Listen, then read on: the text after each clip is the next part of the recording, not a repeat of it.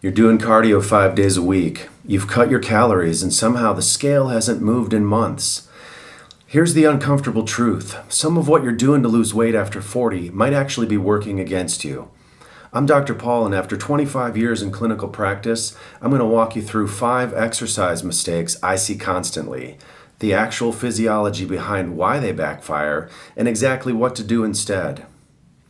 If you appreciate this type of content, hit that like button. And let's get into it right now. All right, first up, too much steady state cardio without enough intensity or recovery. This is the one that surprises people the most because we've all been told more cardio equals more weight loss. But chronic long duration cardio without adequate recovery keeps a hormone called cortisol elevated in your system. And elevated cortisol doesn't just sit there quietly. It actively drives the breakdown of muscle tissue. A study published in the Journal of Clinical Medicine looked at men between 35 and 40 and found that structured high-intensity interval training over an 8-week period actually improved the balance between testosterone and cortisol, while long, steady endurance-style training didn't offer the same hormonal benefit. So what should you actually do instead? You don't need to abandon cardio. You need to change its shape. Instead of an hour on the treadmill 5 days a week, try swapping 2 of those sessions for something shorter and more intense, 15 to 20 minutes of intervals, and let your body genuinely recover in between. Keep 1 or 2 easy, low-intensity walks for active recovery, less time, better hormonal response. Now, this video would not be complete without the next one on the list, skipping strength training entirely. Here's what nobody explains clearly enough. Muscle mass naturally declines as we age, and muscle is metabolically active tissue, meaning it burns calories, even when you're doing absolutely nothing. So when you lose muscle and don't replace it, your resting metabolic rate drops with it. That means the exact same diet that maintained your weight at 30 can quietly cause weight gain at 45, even if you haven't changed a single thing about how you eat. The fix here doesn't need to be complicated. You don't need a gym membership or a complex program. 2 to 3 sessions a week of basic resistance work, whether that's dumbbells, resistance bands, or just your own body weight, focused on the major muscle groups, is enough to start preserving and rebuilding that metabolically active tissue. Consistency matters far more than intensity here. Drop a comment below with which these mistakes you've personally been making. I read every comment, and I might make a detailed video about the most requested one. Alright, next up, under-eating protein while you're cutting calories. This one's sneaky because it sounds responsible. Fewer calories should mean more weight loss, right? But here's the physiology.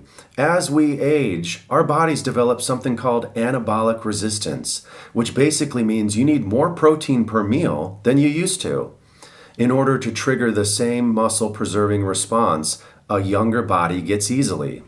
So if you're in a calorie deficit and also skimping on the protein, you're not just losing fat, you're accelerating the loss of the muscle you actually wanted to protect. The practical fix is simpler than people expect. Instead of loading most of your protein into one meal, like a big dinner, spread a source of protein across every meal of the day, including breakfast. That consistent supply throughout the day gives your body what it actually needs to hold on to muscle while you're in a deficit, instead of breaking it down for fuel.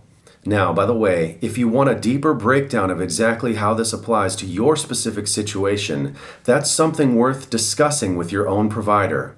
So check the description and the pinned comment below for helpful resources on this topic.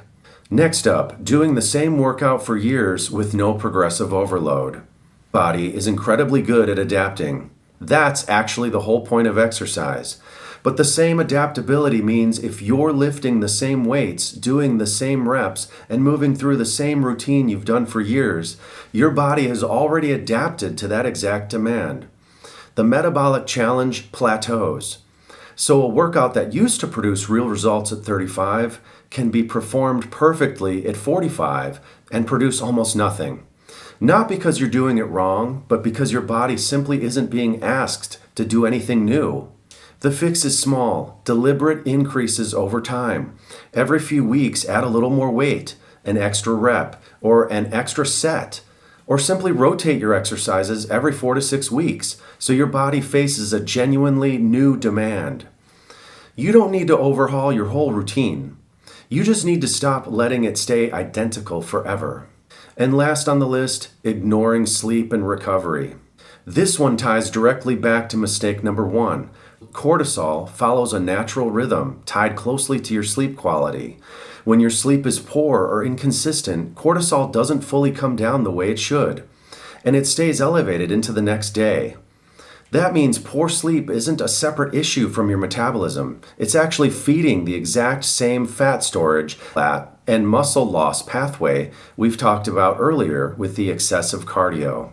So treat recovery as part of your actual program, not something separate from it. That means protecting a consistent sleep schedule, giving yourself genuine rest days instead of pushing through fatigue, and recognizing that a short walk or stretch sessions can be more productive on a poor sleep night than forcing a hard workout.